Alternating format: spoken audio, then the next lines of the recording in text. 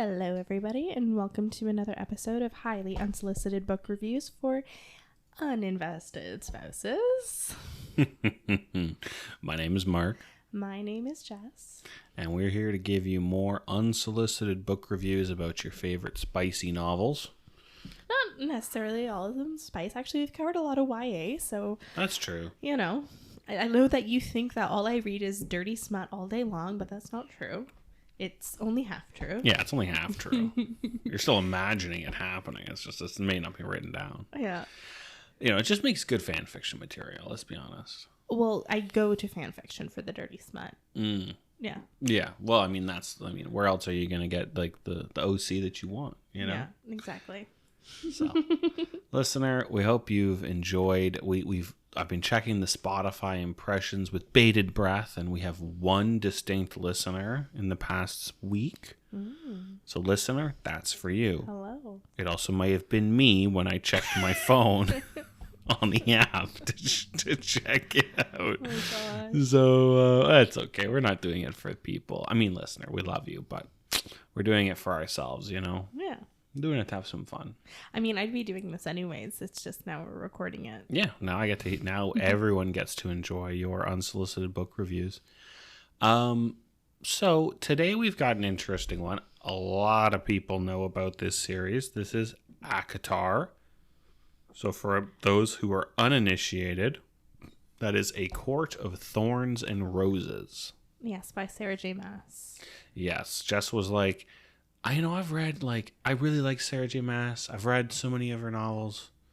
Actually, I've read 2.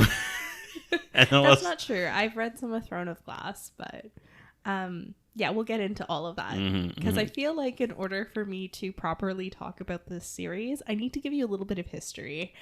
Ooh, we're going to go deep dive on the backstory. So I think everybody has a book or a series that gets them into reading. For some people, it was Harry Potter. For some people, like me, it was Twilight, back when Twilight was really big, back in, 2007, 2008. Yes. I was in grade school at the time, and, I was super into Edward Cullen. He was, my ideal man at the time. Yes, you were a vampire girl. I was a vampire girl. Definitely not into the werewolves. No. Although, to be fair, the werewolf guy... Jacob. Was hot. Yeah. But... Taylor Lautner is a hot dude. But... In the movie. Kind of creepy looking. No, he's not. Anyways, so my point is I feel like everybody has that series. So for me, it was Twilight.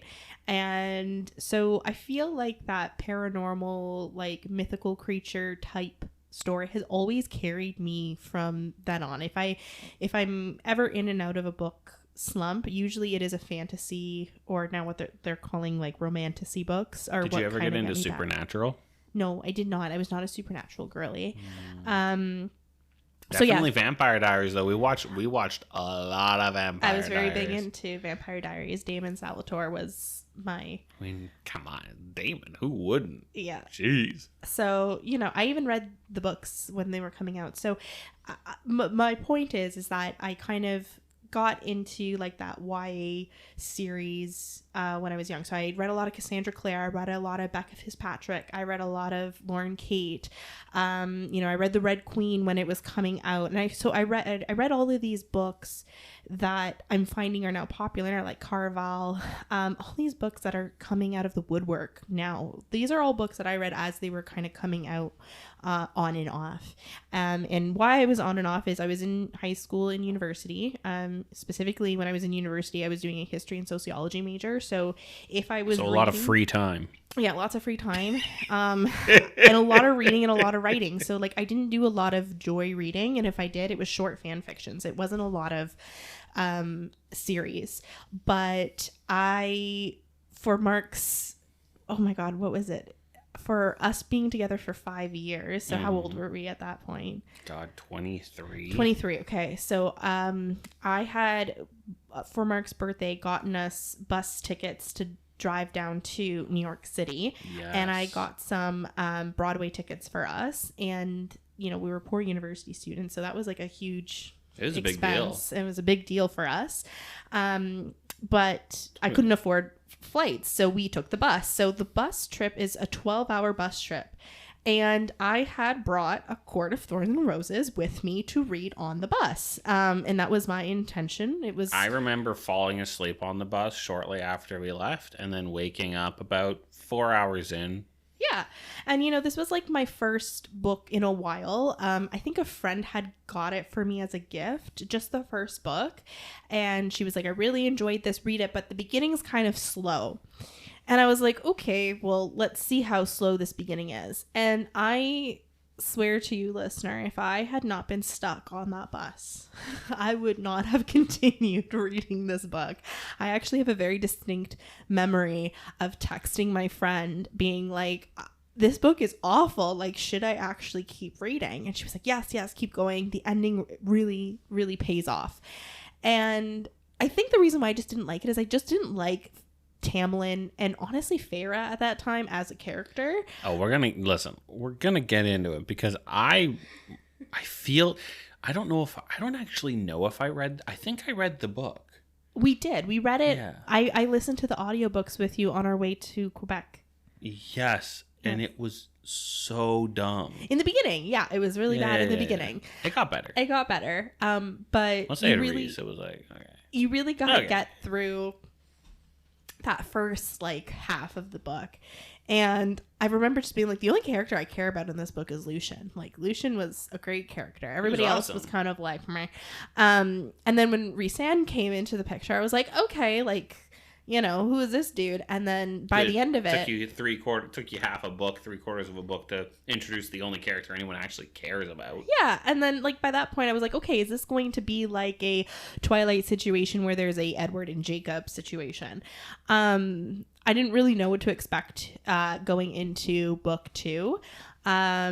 Which is A Court of Mist and Fury, is it? Yes. So, congratulations, you win a prize. Yeah. So I got home from that New York trip, had finished the book, and was like, okay, I'm gonna read book 2 now. And that book was my favorite book for a number of years, because I really just didn't pick up any of. We listened to that one too, right? We did, yeah. I remember that one being better. It is, yeah. Much better. Yeah, and mostly because they had likable characters. Yeah, like I really liked all of the Night City characters. I still do. Oh, by the way, listener, spoiler warning. Like, we're going to be talking about plot points. We're going to be talking about characters. We might be talking about certain characters. You know what I mean? So, yeah. So, I absolutely loved book 2, and it made my time questioning whether or not I should read book 1 a complete thing of the past. And then I bought book 3, and I feel like the beginning of the book was good. I enjoyed it. But then they got more into the politics and to the war aspect of it. And usually that is not my cup of tea in a book. Well, and to be fair, this story was building off of the backbone of like upstart girl becomes the savior kind of thing.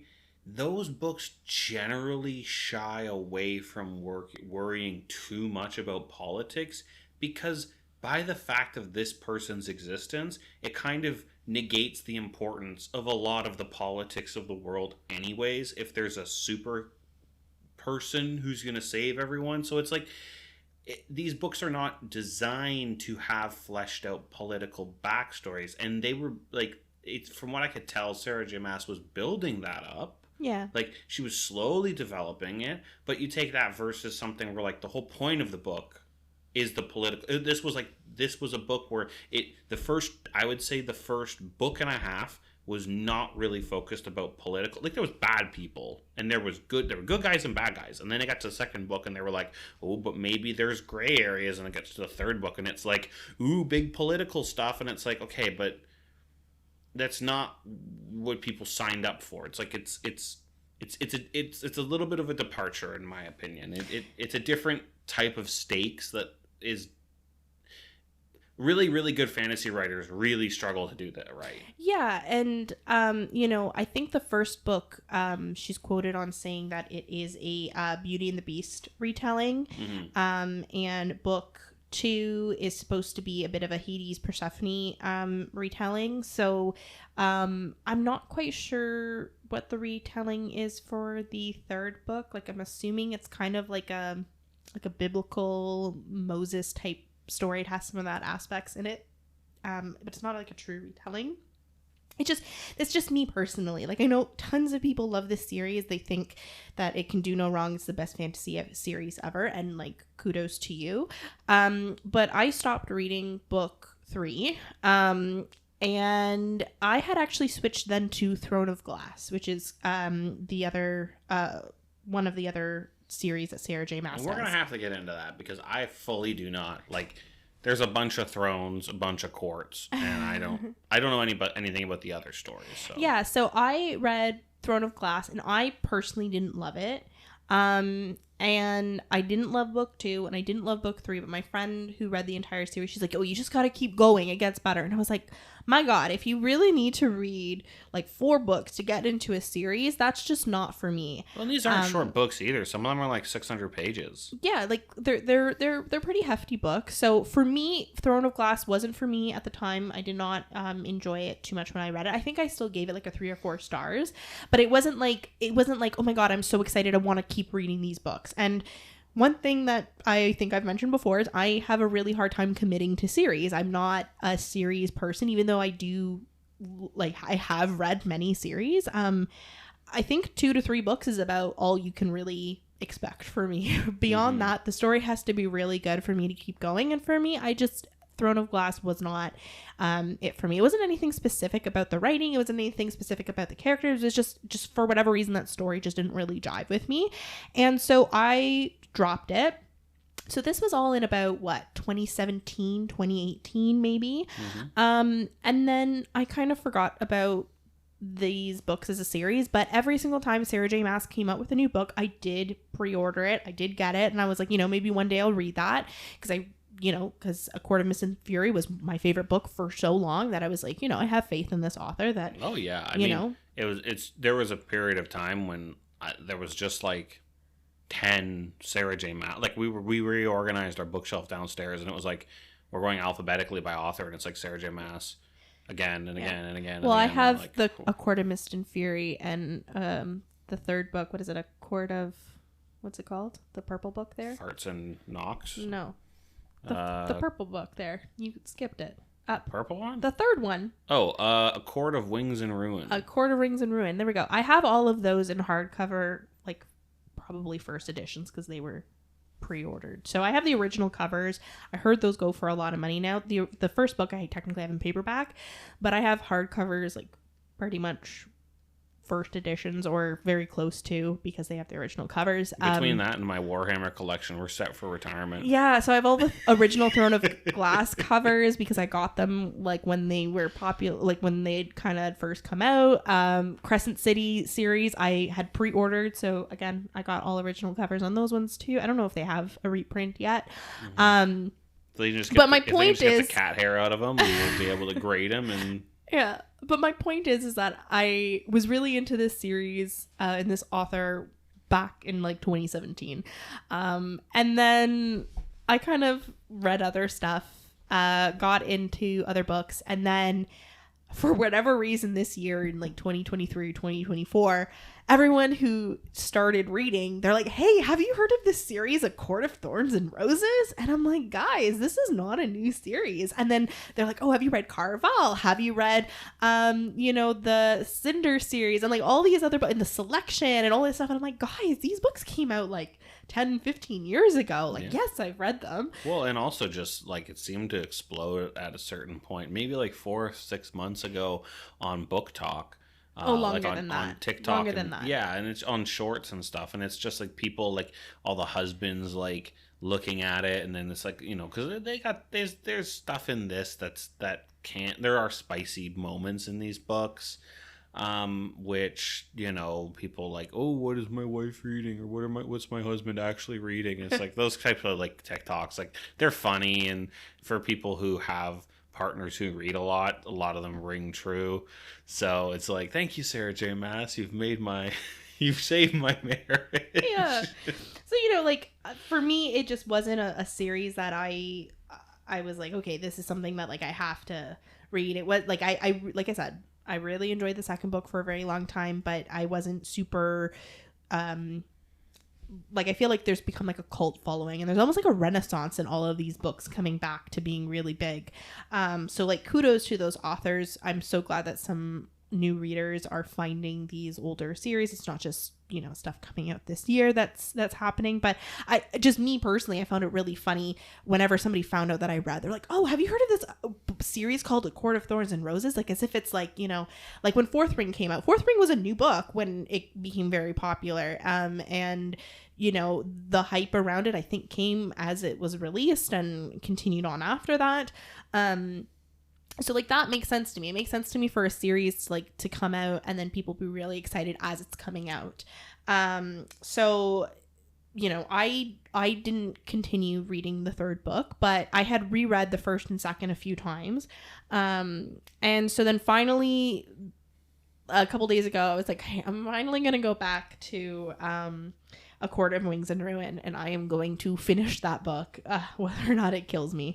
And I did. I finished it. It wasn't, I think, as bad as I remembered it being. I think I gave it like a 3 stars by the end. But 2.5. Okay, 2.5. So it just, that second half of the book really dragged it down for me. I didn't love some of the decisions that were made. Sarah J. Maas is also known to kind of pack all of her action in the last like 100 pages of her book, and to me, like, I feel like a climax should feel like a climax, right? Like the book should build to something and have that natural like climax and then come down, and her books don't really do that. They kind of like are kind of plateaued for a while and then spike and then stay at that spiked and then kind of either end in a cliffhanger or kind of just drop from there. And so for me, I don't get as much payoff from that style of writing personally. But I did finish that book, and then I read A Court of Frost and Starlight, which is the kind of novella bridge book between A Court of Wings and Ruin, which is the last book that follows Feyre and Rhysand, and A Court of Silver and Flames, which now follows Nesta, who is Feyre's sister, and Cassian, who is basically Rhysand's adopted brother. And what's up, brother? Yeah, and like I didn't love Nesta as a character, so going into her book, I didn't really know what to expect. Did. Yeah, I know that the book was written in order for you to sympathize with her, but I just really didn't love her as a character, and I liked. Wait, was she the sister who was absolutely unbearable, or the sister who was an airhead? The one that was unbearable. Okay. Yeah. Yeah. Okay. I think before we go, we're pretty deep. We've kind of got the history now, but like, let's talk a little bit more about the specifics of the books. I know about books 1 and 2. Yeah. So I'm gonna give you my unsolicited what I remember from listening to these books. Okay. Book number 1. An illiterate girl who is pretty feral feral, lives with her 2 sisters. She's not feral. Nah, she's pretty feral. Lives with her 2 sisters, one of which is absolutely the cruelest person I've ever seen written into a book. Literal evil stepmother energy. And another sister who, you like, if you opened up her brain to see what was there, you would literally find a hamster wheel.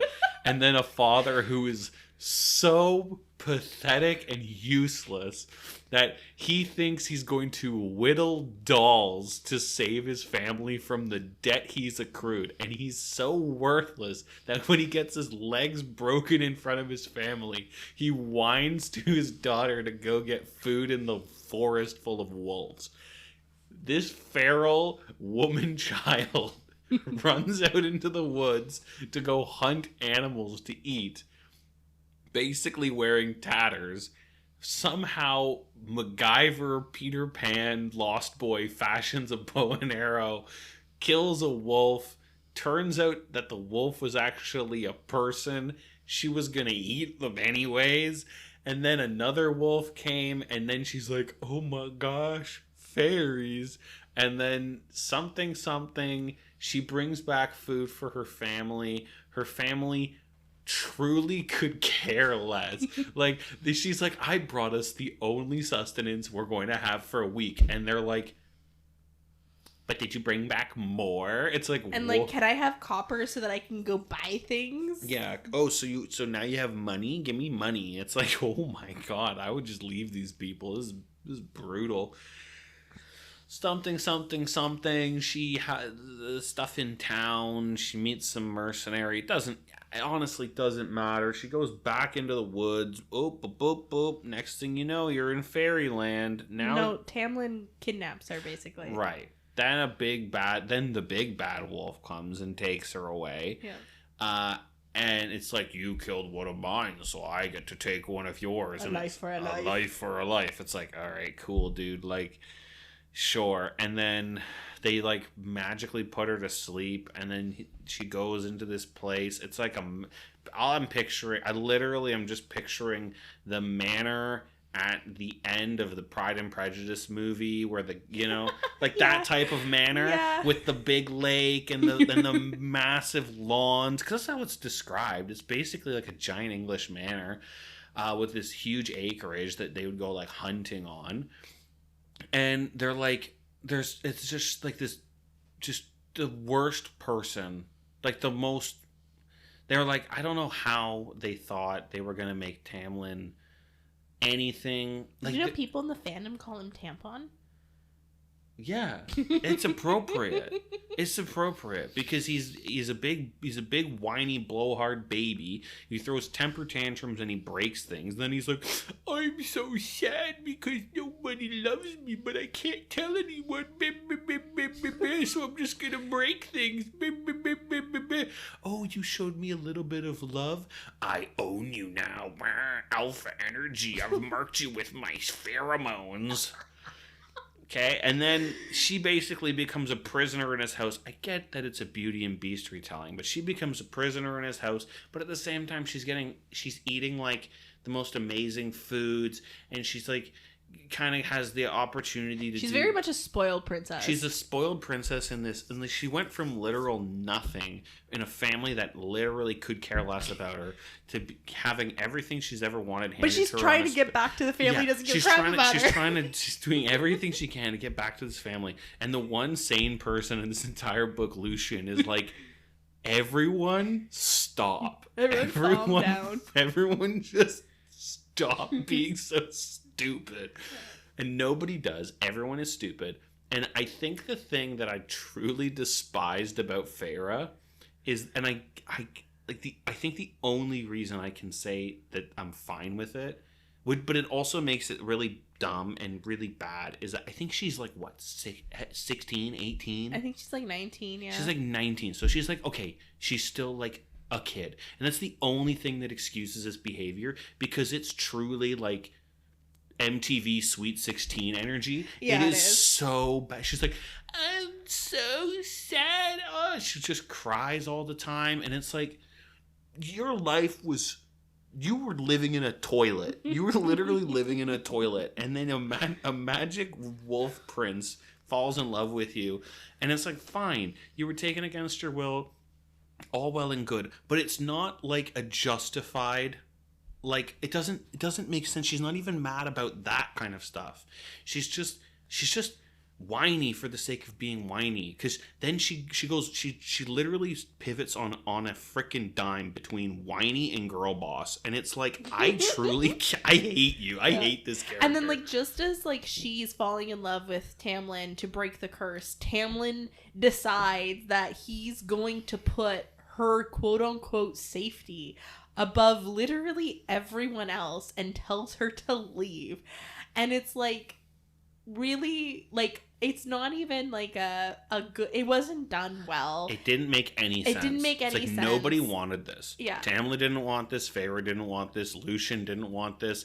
None of the people living there wanted this. And that was honestly the thing that really just ruffled me. I was like, this dude is supposed to be like the prince or whatever. He's supposed to be running this thing. And he is the most petulant, whiny baby I've ever heard. And then all of a sudden, oh my God, they're in love and they have passion at this, and there's all this like there's love, but then there's sadness, but then there's so much like the curse, and then listener, I'm gonna get graphic here just for a second. So if you don't want to listen to it, that's fine. Literally the grossest thing I've ever heard in my entire life.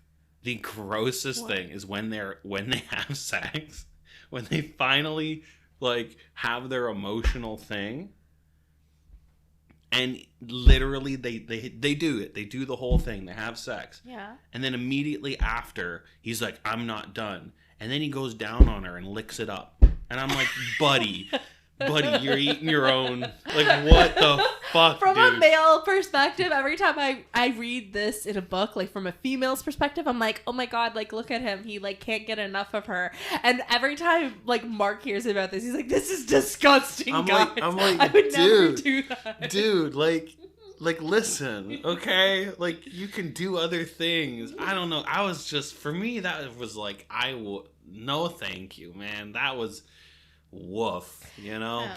So he's a nasty boy. Yeah. We've established.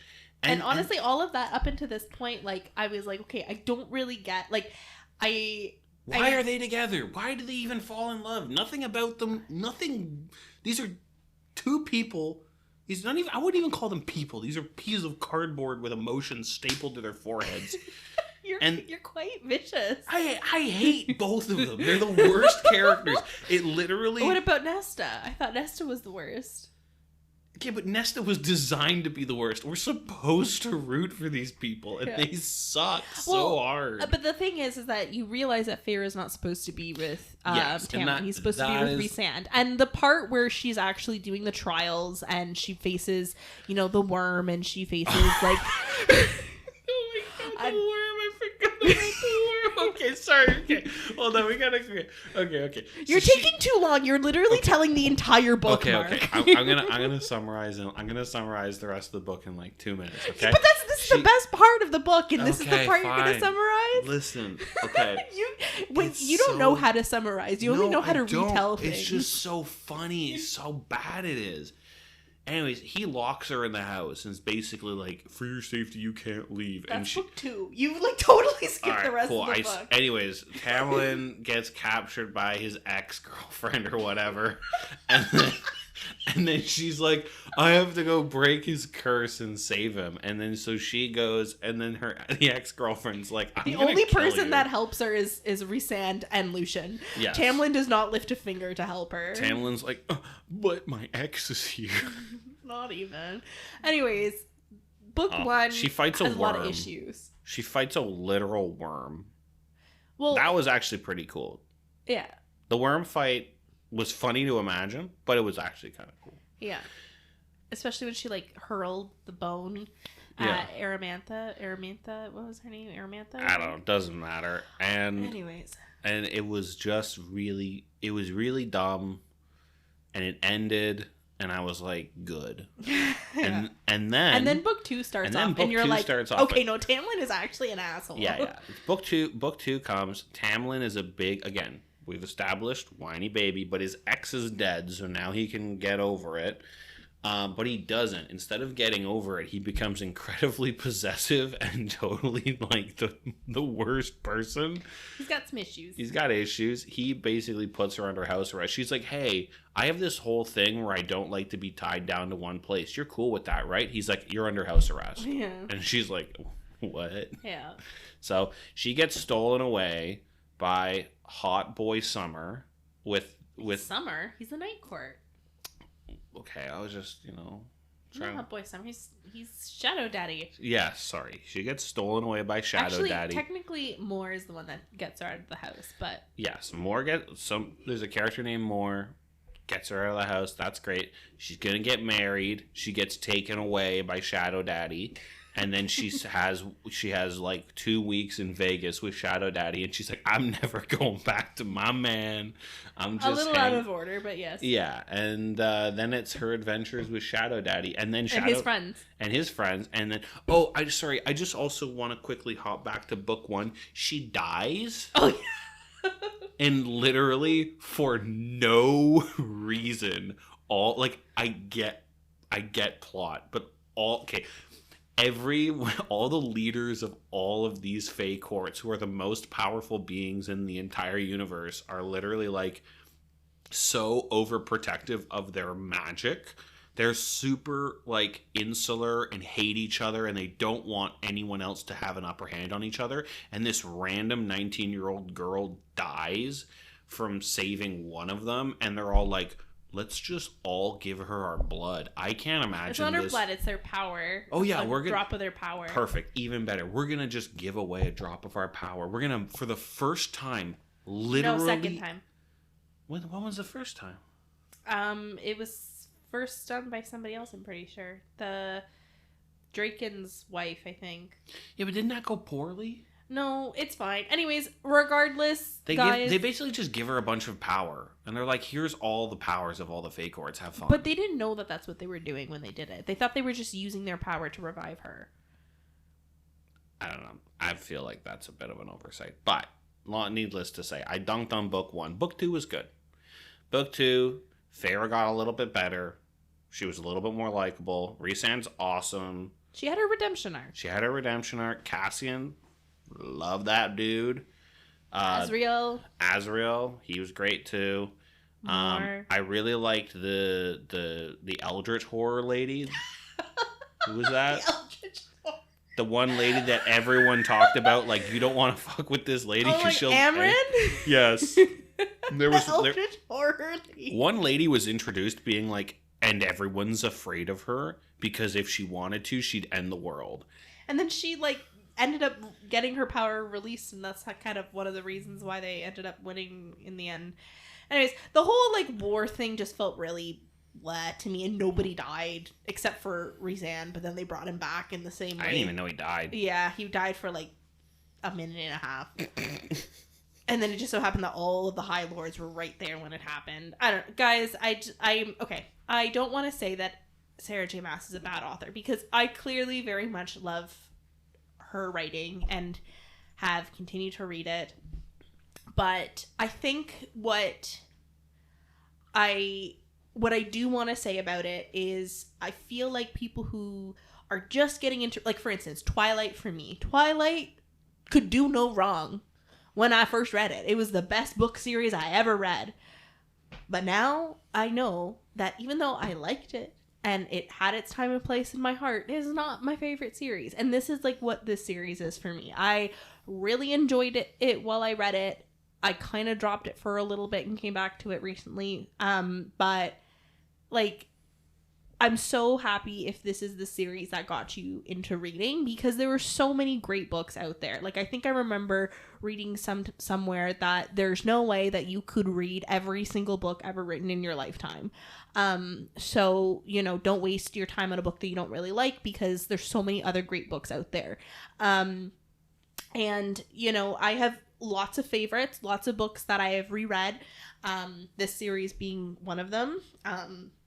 And, you know, it's, you either love the characters, you love the plot, you love stylistic writing, like Name of the Wind. Mark, I know you love that book. Love that book. I personally haven't read it yet. I'll get to it. Listener, if you want just like a really, really well done fantasy book, read The Name of the Wind. There's two books and a novella in the series. There's a third book that's supposed to come out. Patrick Rothfuss, though, like, there's so much hype for it. I don't blame him for not finishing it. It's been years now, but I think there's even a movie that was supposed to be happening for A Name of the Wind. So, like, he's busy. But my little plug here, definitely read Patrick Rothfuss books. Also, Brandon Sanderson, the Sanderverse, he's got such a great grasp of fantasy. If you like if you like fantasy novels, he does a really good job with totally unique worlds. It's really, really good. It's not your classic like Lord of the Rings ripoff. It's totally different and really blew me away. So yeah, so like all that's saying is if this is your series that it's your favorite, you love all the characters, you don't think it could do wrong in your eyes. Like, I love that for you. Objectively wrong about Feyre, but yeah. No, you know, it is what fine. It is. She got a lot better. Yeah, like, you know, and for some people, like, this is their first time tiptoeing into this genre. There's lots of romantasy books that are popular. Also, I think this series was one of the first series that kind of stepped into that new adult genre, which I don't know if it's really taken off, but new adult meaning like kind of a little bit more than young adult. That's kind of where the title comes from. So I would definitely say that it's gotten way more just the fact that Fourth Wing exists, like, that's new adult, I would say. Oh yeah. Like, and that blew up. Like, it's a genre that has really flourished in the internet age. What Fourth Wing is, what Rebecca Yarros did really well is she mixed what we like about fantasy and what we like about like the trial type books, so like the Hunger Game or like Divergent, those kind of like that kind of young adult feel to it, but with dragons and spice. So like, you know, and everything nice. These are the things that make Dragon Riders. It has another shadow daddy in it. It has enemies to lovers. Have a shadow daddy. You know, it has all the elements of things that people love. It's got some twists. See. You know, it got some twists. I personally didn't love Iron Flame as much as the first book, but it didn't make me not want to read the third book when it comes out. So, you know, it's done what a good fantasy romantasy series should do, which just has decent characters, decent plot, and it makes you want to keep going, and that's the whole point of a book. So, like, we talked about books 1, book 2, book 3 we already talked about briefly before. Kind of got a little political, took a look, sounded like you thought it was a little bit long. You gave it 2.5 out of 5 stars. Anything else you want to touch on for book 3? I just, like I said, I didn't love some of the how long it kind of took to get to where it was, and then when we did get to the actual war, it just felt like we went from everybody looking at everybody and telling everybody how they felt about those looks, or like how they felt about what people said, to like, you know, this person's doing this over here, this person's doing this over here, this person's doing this over here. It was very chaotic. It was very like everybody had to have a say, everybody had to have like their moment. So it just felt like a lot. I know it was supposed to be very epic. To me, it just didn't feel that way. It felt a little flat to me. And one of like the biggest criticisms I think that I have for Sarah J. Maas's writing, which to some people it's a huge positive, is it just feels like no matter what, the heroes are going to triumph. So really there's no consequences for their actions in the end. Like, you know that they're gonna be okay, you know that they're gonna survive, you know that they're gonna be the heroes. And although that's like all well and good, when you're building up these huge worlds, like, you almost want there to be some consequences, right? Like, well, that is one of the things, in my opinion, that does usually set fantasy apart. Yeah. Because most fantasy novels, they are steeped in this world of danger, right? Yeah. We're not telling a story in modern day New York with the challenges of living in everyday life, which is you can have a very gripping and engaging story in that. You're telling a story where you have dragons that can eat people in one bite. People can shoot lightning out of their hands. People can wield swords that are flaming, that if they touch you, your soul is burned away. You can't put those things into a book and then have everyone at the end be safe and happy and whatever. Mm-hmm. Somebody has to get the axe. Somebody has to. If there's never any attrition, if there's never any, like, it's the hero's journey. Like, you know, there's failure along the way. Like, things are lost and then rediscovered. It's like, without it, something about in my opinion, something about the fantasy format is lost. It's like when we play D&D, like Dungeons and Dragons. It's like, yeah, you guys are the heroes, and 9 times out of 10 you're gonna win. But every once in a while, I womp you. I'll give you. By the way, I'm the dungeon master in these games. Surprise. Every once in a while, I'll pull something out that is way too dangerous just to put the fear of God back in you, because it's the same kind of thing. If you feel like the characters become gods and they have plot armor, then you lose something. You do. And to me, like, I'm not saying that in order for a book to be good, the author has to kill characters. That's not what I'm saying. But, like, even looking at something like Harry Potter, for example, right? You know, I'm assuming everybody's read, you know, Harry Potter by this point, but, you know, Dumbledore dies, Snape dies, like these huge characters, Lupin dies, these Severus dies, like all these people who earlier on you have other characters, like in the Triwizard Tournament. Yeah, Cedric dies, you know, like, so there's consequences. There's real danger here, and characters that you love sacrifice themselves for the greater good. Like, there is there is consequences in this world, and I get it. You don't want your favorite character to pass away, and I'm not saying that, you know, the book would have been better if more died or something like that. That's not what I'm saying. I'm just saying, for me personally, a well-rounded story with consequences unfortunately has loss and defeat and, you know, mistakes, and it's not just, you know, we got hurt, but we're all going to be well in 2 weeks and then go back to fighting and then be the heroes. To me, that it's great if you just kind of want, like, a cozy, like, you know, everything's going to be fine in the end, and that's fine. Some books do that, but when you delve into the fantasy world, people kind of expect it. That's all. And if you want your characters to grow as heroes and really, like, take on that, like, there's a bad guy, there's a good guy, and good triumphs over evil, like, there's gonna be loss in there. Like, yeah, well, and I think there's certain types of loss. Like, again, we're not doing we'll do a Fourth Wing thing later, but in Fourth Wing, like, some characters do die, and but it's super telegraphed. Like, it's almost, I felt it was almost a little bit too obvious who was going to die in that book. But again, that's not a knock. Like, it's nice for the reader to know, oh, they're setting something up here. Yeah. Like, why is this character they've been there and they've been engaging, but now they're engaging with the main character a little bit more. Mm-hmm. And now we're getting a little bit of backstory about the character. Oh, they just made an emotional connection with the main character. You're in danger. Yeah. you need to go home. Do not go into the next battle, friend. You just had a heart-to-heart with the main character. This will not end well for you. Yes. Yeah. Well, that book, because, like, death was such a huge aspect, like, they were basically weeding out, like, the weak, right? So that was like an ingrained part of the book.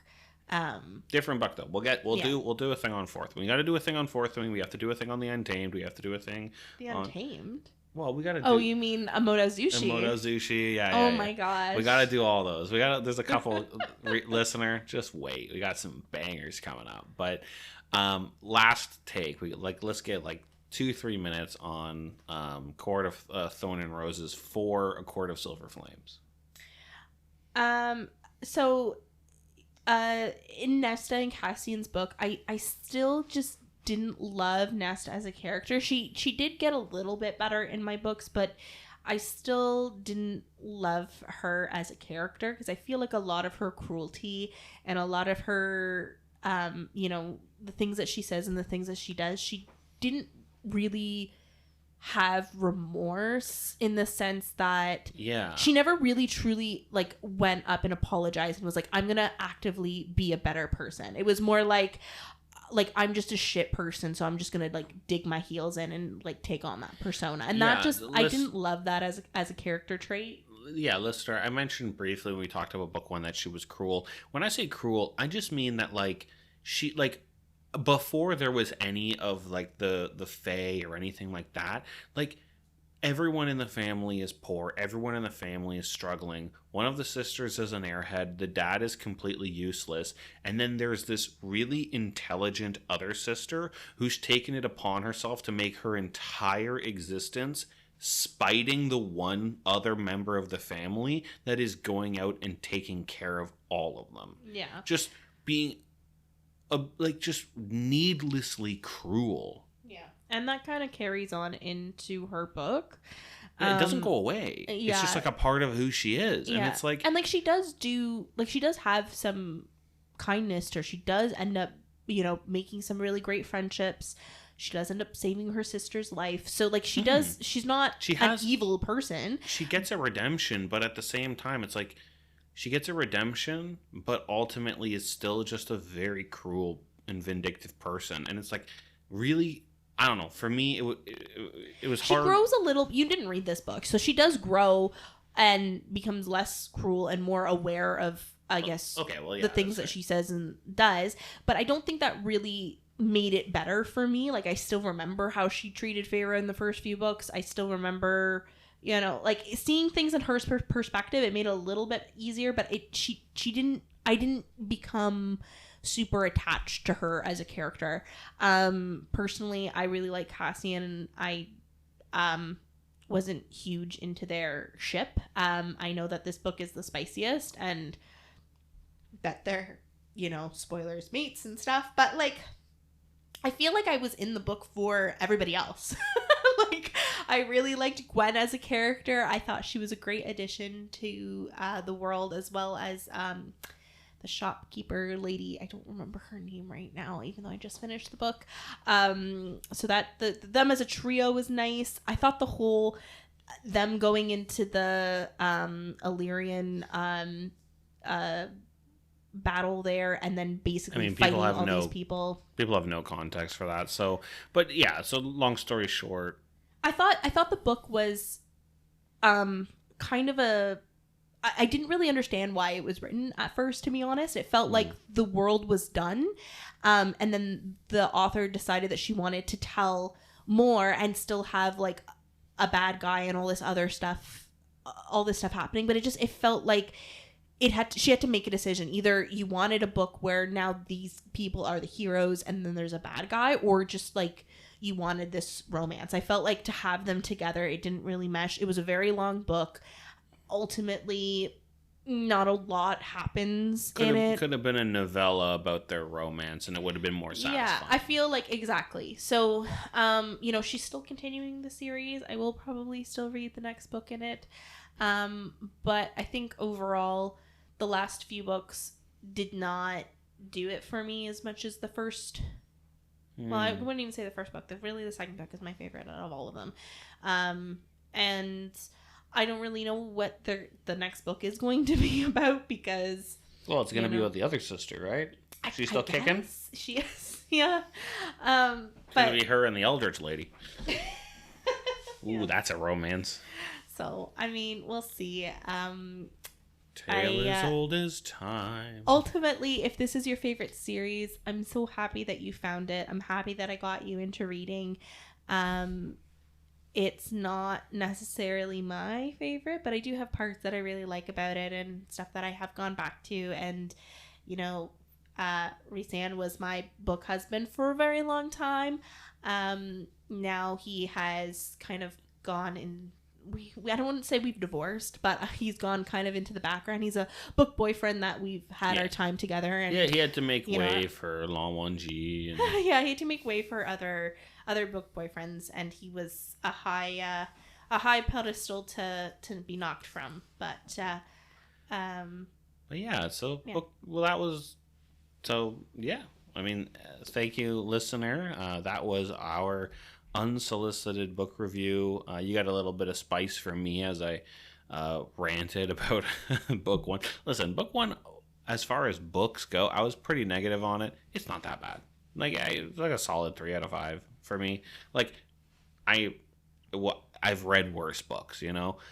Second book, yeah, I'd agree with you. Jess gave it a 5 out of 5. I'd agree. I'd give it like a 4 out of 5. It was better. But overall, the series is good. It's worth a read if you're interested in fantasy. You want a little bit of romance. You want to understand what the hype is about. But I also like, it's funny because then I'm in a few book groups and stuff, and then I hear people being like, I'm reading A Court of Thorns and Roses, and like, does this get better? Like, I don't understand why people like this. Or I'm reading Throne of Glass, and I don't really understand why people like this. I feel like that's okay. Like, it's okay if you read these books and you're like, I don't understand the hype behind them, because I have read some BookTok books that people are like, this is the best book I've ever read. And I'm like, guys, I can't even get through chapter 1. Like, what the heck? Like, how is this the best book you've ever read? But you know what? To them, that is their favorite book. So good for you. Like, I'm really glad that you like that book. That's a great thing about reading is, you know, there's a book out there for everybody. And if this is yours, great. But also it's okay if it's not. Yeah.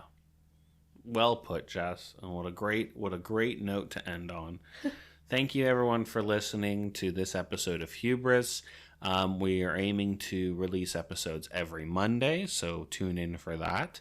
If you have any recommendations for books, you can send those to hubrispodcast@gmail.com. We'll be definitely sure to check those out. With Jess's reading speed, we should be ready to do the review within a couple days. No, it'll take a while to get to them, but we'll definitely check them out. We are very grateful to all of our one Spotify listeners. And we really look forward to catching you next time. Jess, go ahead and give us that classic ending that you do every time without fail. That's always the same. Hello, favorite darling. Oh, God.